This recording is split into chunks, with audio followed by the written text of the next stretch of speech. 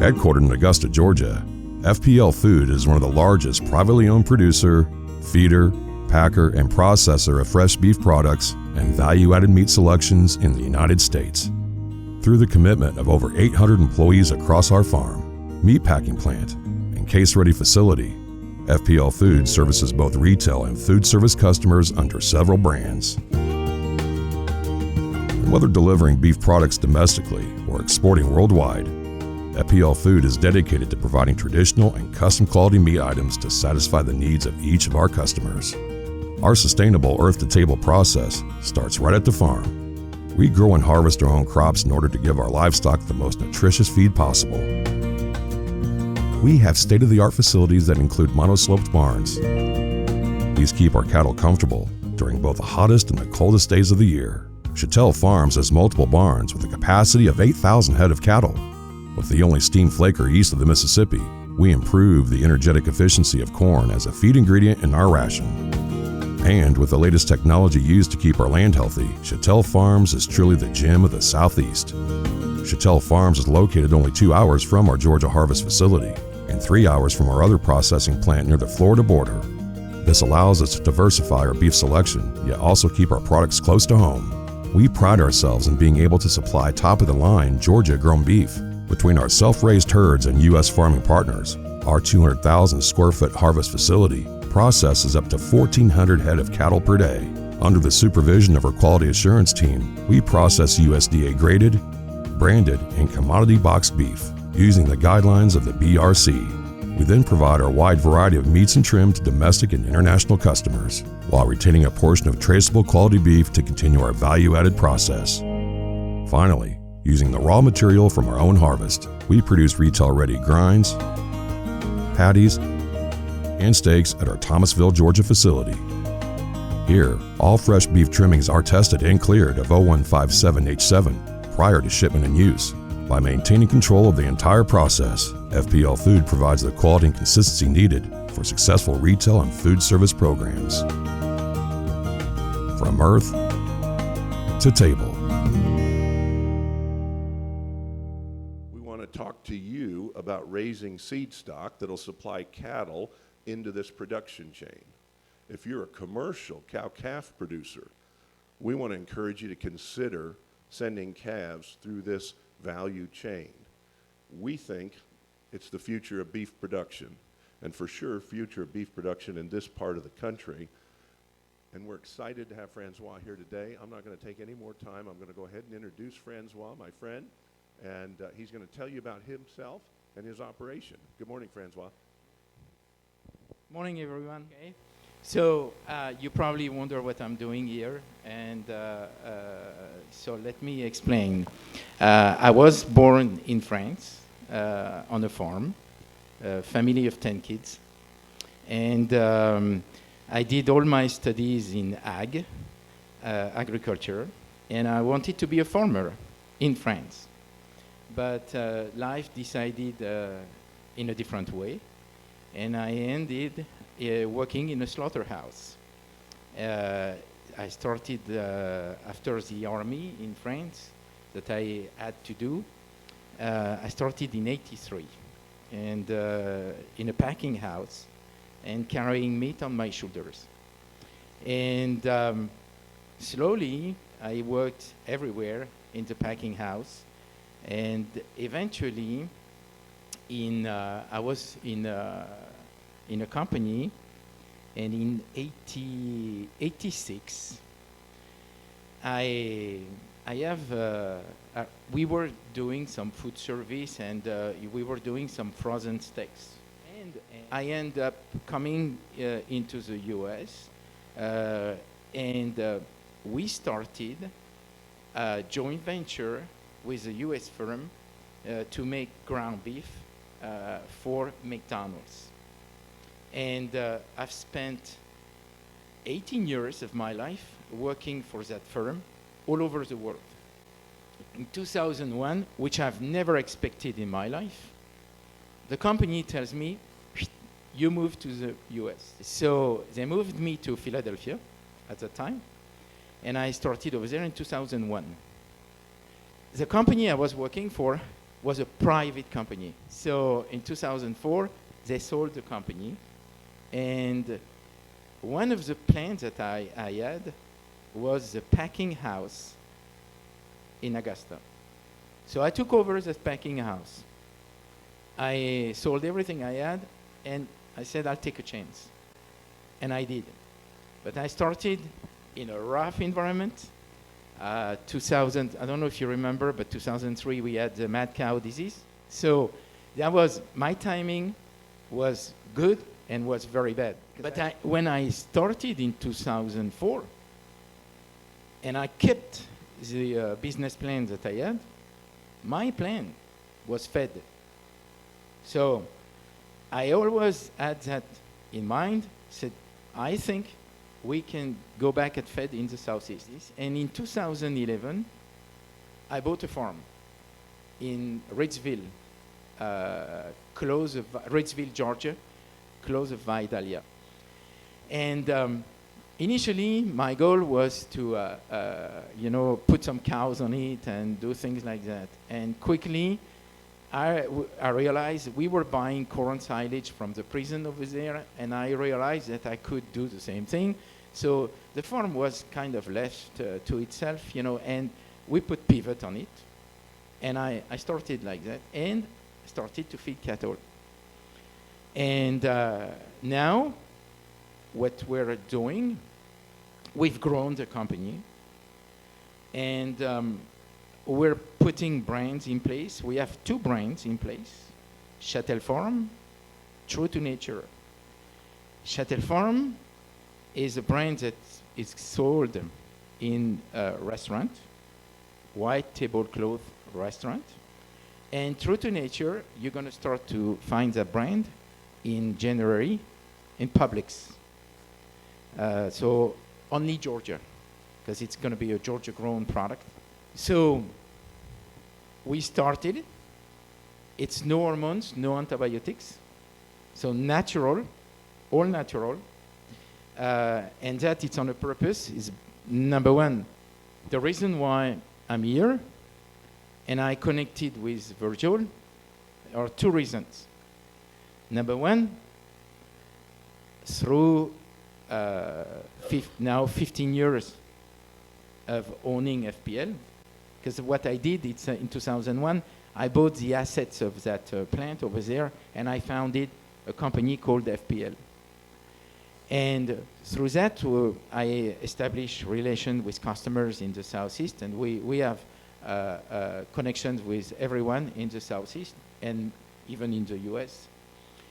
And we started a new case-ready facility in Thomasville, and it's only fed, it's only choice. And we're going to cut stacks in that facility, and we're going to grind the rest in the other facility. So we have the usage of the entire animal.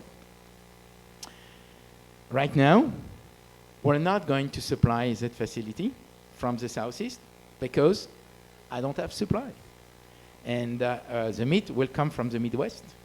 So through a plant that I know, same size than we are.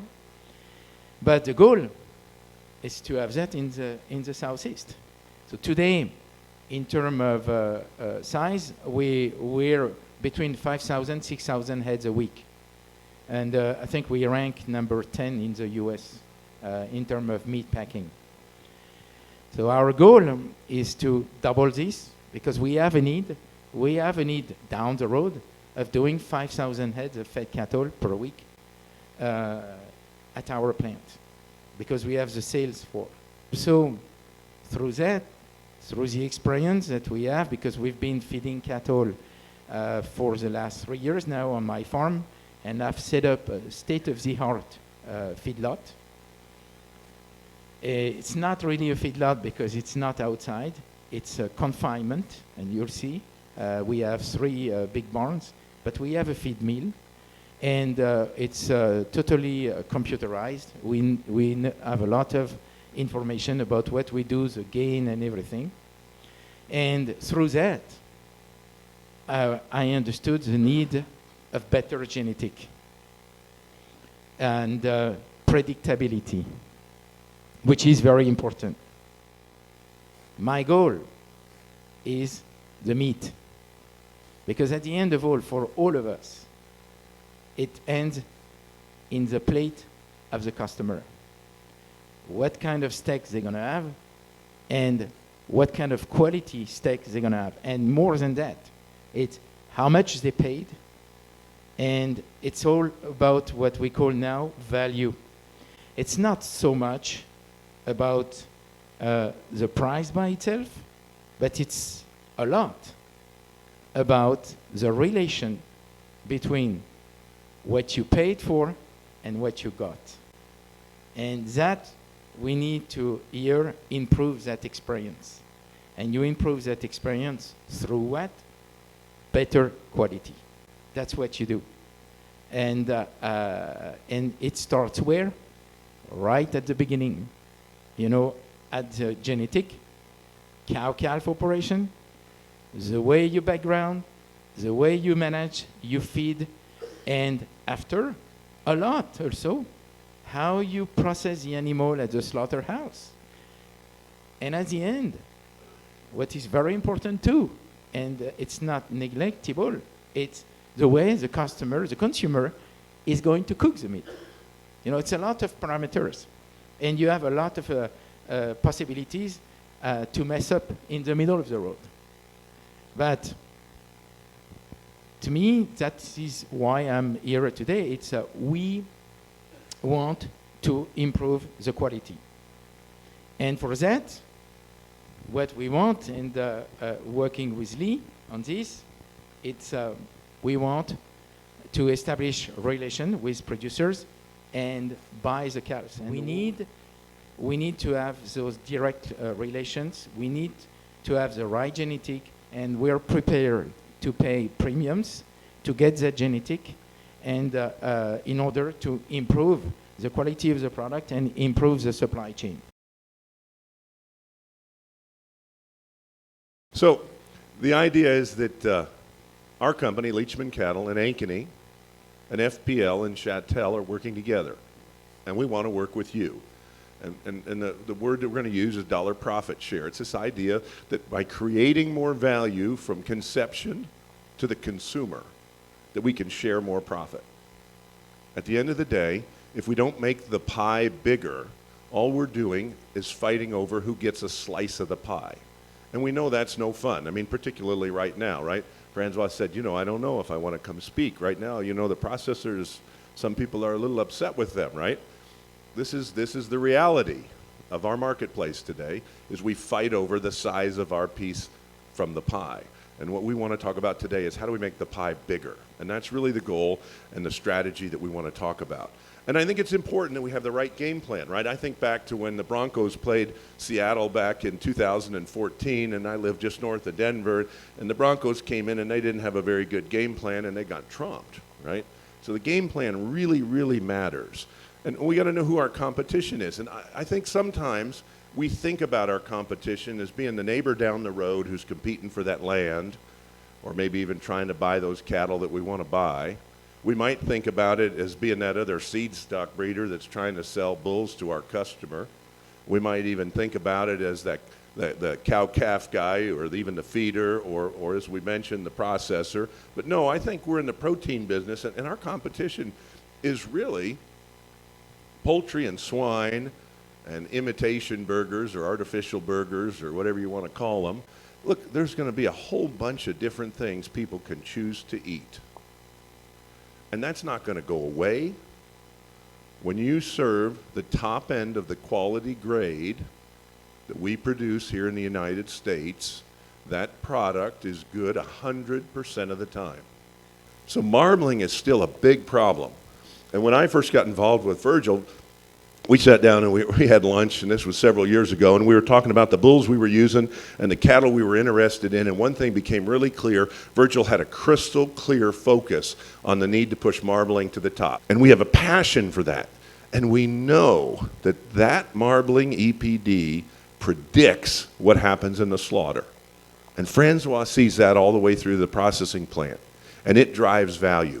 In a simple way, as a seed stock producer and you, the cow-calf producer, and François and the processor, we need to work together. We need to gather information. So the idea is to have a large coordinated gene pool, measure all the economically relevant traits, share the data, use the best technology, which means EPDs and DNA and equipment to measure feed intake, and then use simulation models to project which animals are going to make us the most money from birth to harvest. That's our goal. We want to find those animals and we want to multiply them.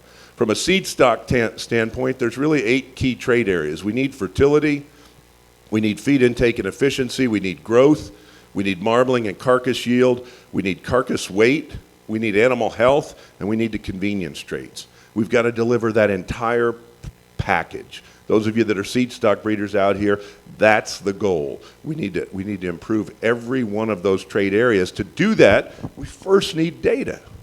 If we don't measure those traits, we can't improve them. And then we convert that data into EPDs. We use the DNA to enhance the accuracy of that prediction, and then we make more rapid progress. And then we convert them into indexes. The 3 profit indexes, the dollar ranch is profit from birth to weaning. You need fertility in your cows. You need the right level of milk and growth. You need to reduce how much the cows eat, because that's your primary cost. You need to stock heavier because the cows eat less, and you need them to have, I spelled that wrong, that's not longevity, it's longevity. From the feedlot standpoint, we know what we want. We have a dollar feeder index, it's very like $B. We want feed conversion, carcass value, and carcass weight. Those are the big drivers. Feed conversion, carcass value, which is a combination of marbling and yield, and carcass weight. And then we put it all together with the dollar profit number. And all that does is it looks at this profitability and puts them together. Okay? So if you're a producer and you own them from birth to harvest, dollar profit is the best number to use to select for that. If you're selling at weaning, you might want to just focus on dollar ranch, but if you're going to sell them into the system that we're here to talk about today, you also need to look at the $B and the dollar feeder number, which predict what they're going to do in the feedlot and on the rail, because those are super important. And so it's a balance of all those traits. What's interesting, the donor dam behind lots 1, 2, and 3 in the sale, she ranks in the top 25% on ranch. She ranks in the top 2% on feeder. And she ranks in the top 0.2% on dollar profit. So what we're about at Ankony is we're about finding those animals, going out and grabbing them, and multiplying them. And so we find those high cows, whether we have them here or somewhere else. And then, of course, once you have the females, you got to mate them to the right bulls. And so we do the exact same thing on these top bulls. So what are all the drivers? We need reproduction. That means heifer pregnancy and stayability and days between calving and rebreeding. We need the output. We need the calf to weigh more and the calf to be worth more. We need to reduce the cost of the cow. We've analyzed 185,000 feedlot records. And this was when I first sat down with François and his crew. I said, look, I think we know what are going to be the profit drivers for you. And so we started out and we said, well, of course, marbling's one. But what about feed conversion? Feed conversion's a huge driver, especially when we have a little bit higher feed costs, maybe here in the southeast, and we're going to feed these cattle naturally. We need the feed conversion to be as good as it can be. So we know that 35% of that post-weaning is driven by feed efficiency. Okay? So we're going to be measuring feed intake. In fact, I think Châtel has plans to put a feed intake system in place and going to measure it on bulls. We've got grid value, how much marbling and ribeye that's in there. That's a big driver. And then, of course, carcass weight is a big driver. Those are the profit drivers. Animal health is coming, okay? We're working on a project I'll talk to you about in just a little bit, but animal health is coming because we don't want these cattle to get sick. We want to select cattle that aren't going to get sick. We're trying to raise them antibiotic-free. When an animal gets sick, it falls out of the program. It costs us money. It costs you money. So how you manage that animal is super important. And even the genetics that go into it are going to impact that. So people say, well, Lee, how does all the math work? I say it's the same math that you would do if you were doing a budget. If you're doing a budget, you sit down and you say, how much revenue am I going to have? And if you're a cow-calf place, you say, what are those drivers? You say, how many calves am I going to sell? That's probably the first question. And what are they going to weigh? And then what am I going to get for the calves? Those are your three big drivers, right? If you're going to own them on through the feedlot, then it changes. Then it becomes what's the carcass weight and the value of the carcass. And on the cost side, it's pretty straightforward. Whoops, I skipped one. If you're François, then you even care a step further. What's the saleable red meat yield? Right? Because, I mean, at the end of the day, you make a calf, you just determine the muscularity and marbling that we can feed onto that animal, especially if we're not going to use additives and hormones. You really determine that. And those are big drivers, okay? An animal that makes 1% more red meat drives a ton of value through the processing facility. What are the cost drivers? They're pretty straightforward. It's depreciation on your cow. That's the cost of replacing that female in your herd with a replacement heifer. And then the second point is the feed. Feed is the big driver. It's your big driver on the cow-calf operation. How much land, how much additional feed do you have to put into those cows? We know that's the big cost. It's certainly the big cost in the feedlot. And so we have to measure that and we have to evaluate that. If we look at what our competitors have done, they have made rapid progress on feed efficiency. So what's this mean for your commercial herd? How does this all fit together? Everybody said, well, what are you going to do to help us on the commercial herds? The first thing is the technology exists today to do DNA tests on your commercial cows and predict almost every trait we've just discussed. Okay? That's a game changer. That's a total game changer. Where's that data come from? It comes from the breed associations that are tracking that information on purebred cattle that are the parents of your commercial cattle, and they use that DNA information that we track. All of these animals selling here have DNA-enhanced DPDs. That DNA lets us test your commercial cattle and see how that prediction goes. We can determine the strengths and weaknesses of your herd. It might be you have a herd that's off the charts good on marbling. It might be you have a herd that's pretty lackluster on marbling. Okay? Might be you didn't pay much attention to that. That matters now. Okay? And then you can dramatically improve your replacement selection. Let's face it, we go out and we pick these replacement heifers. That's kind of a crapshoot. Right? We pick the ones we like to look at the best, and we know that's not a good decision because come when they calve the first time, there's about, 10% of them typically, we scratch our head and say, I don't know why I ever kept that one. And then there are heifers that don't rebreed, and then there are heifers that don't wean good calves, and then there are heifers that don't stay in the herd very long. DNA can help us predict all that and change our profit function. And then the next step then is to provide bulls that are going to rapidly improve your birth to harvest profitability and then pay you for that genetic improvement. So we've combined forces on a genetic standpoint. We're working with Zoetis. Jim Johnson's here from Zoetis. He's in charge of their genetic marketing. Basically, we're combining genotypes with data, and that allows us to do those predictions. The step beyond getting the predictions on your herd is to find the genetics that'll move your herd as rapidly as possible. And fundamentally, that's what we're about here today.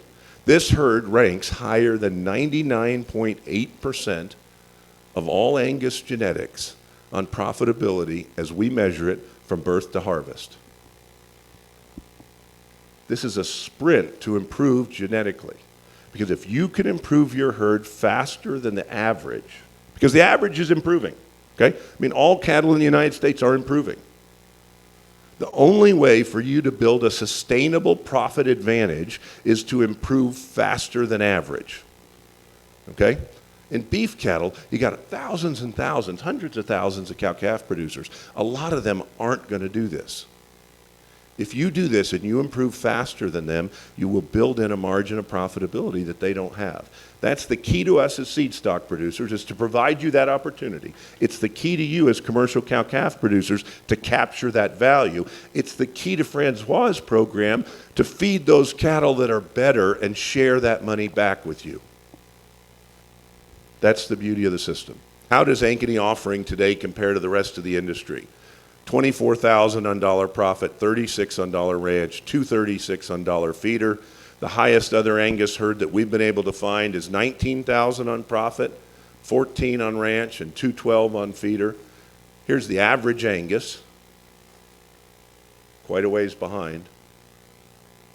Here's the average Hereford, way behind. Make good cows, right? We know they make good cows, right? Cross them with your Angus, you got a good cow. That's why this dollar ranch number is really high. But we really don't want them in the feedlot because they put on too much back fat and they don't marble. All other breeds, pretty lackluster. So Angus is where it's at. But look at the difference between average Angus and top Angus. We, as a breeding company, have no interest in owning cattle that are near the average. And I'm going to show you why that works. Let's talk about a commercial herd. Let's assume a herd has 4 different bulls, okay?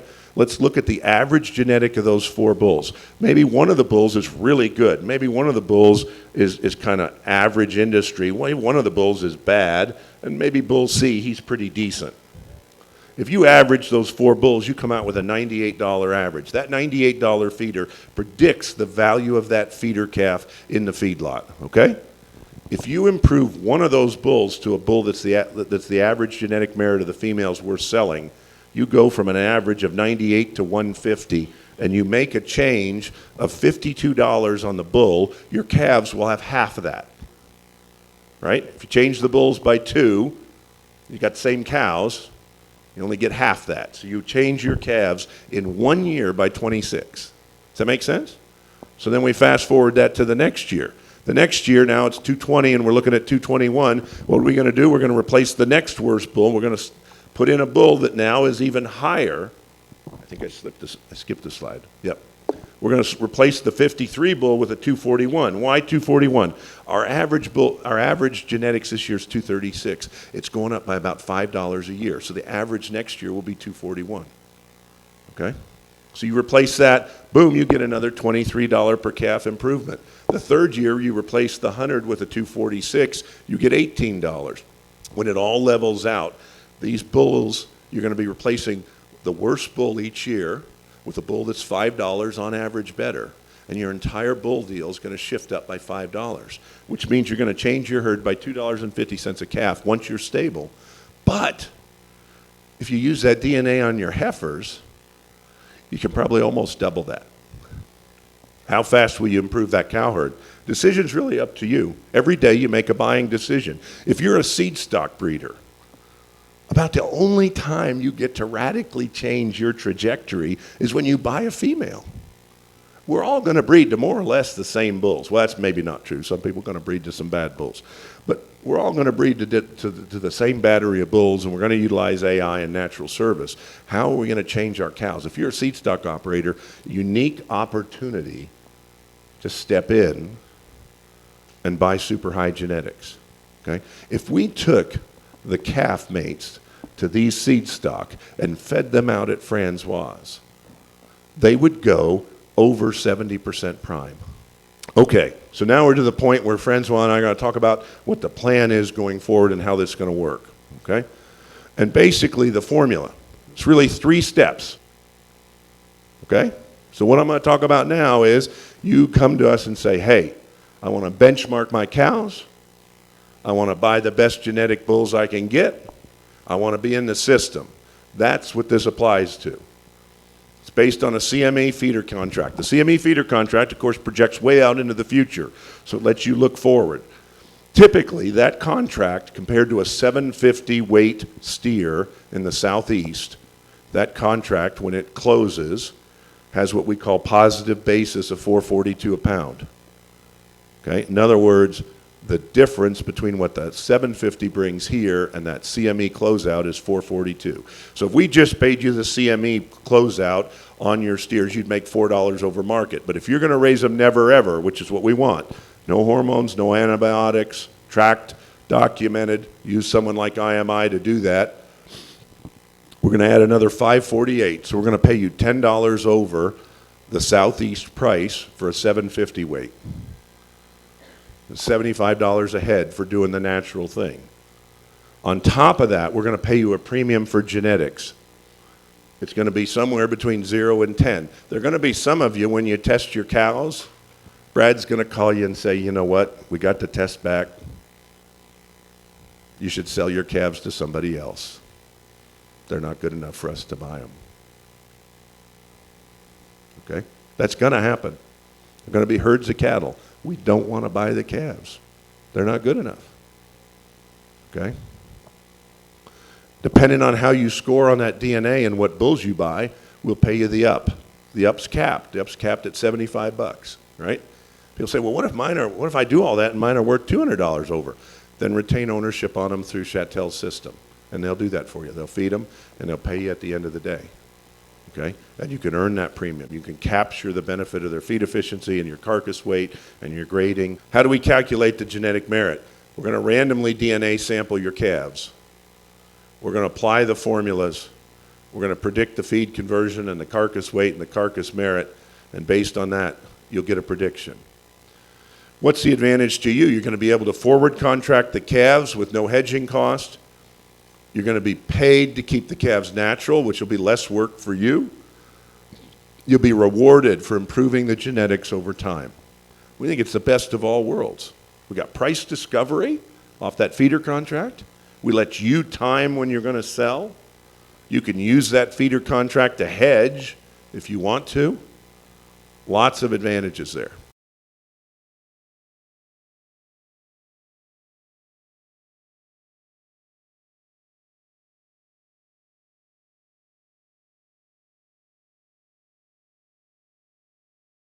In the simplest terms, you need to use bulls that are over 20,000 on dollar profit.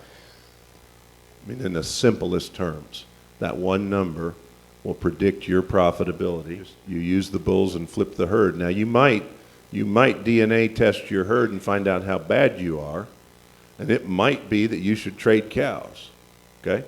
But we don't think that's going to happen. Most of you have Angus cross cows. If you didn't have Angus cross cows, you wouldn't be here. And some of you have been buying really good bulls, and you'll find out your herd tests really well.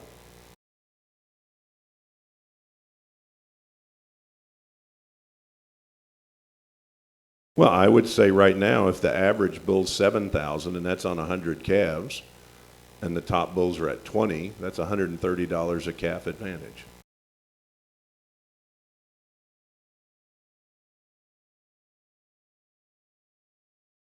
You have a good point. You have two things, genetic, so genotype, and phenotype. Both of them are super important. But if genetic had no influence, so you take all the Charolais, you take the Limousin, you take all those continental breed, and we could feed them and make marbling in them. And we don't. We don't. Can't get prime, can't get upper two-thirds. No, we don't, unless you modify them like we did here, but you cannot.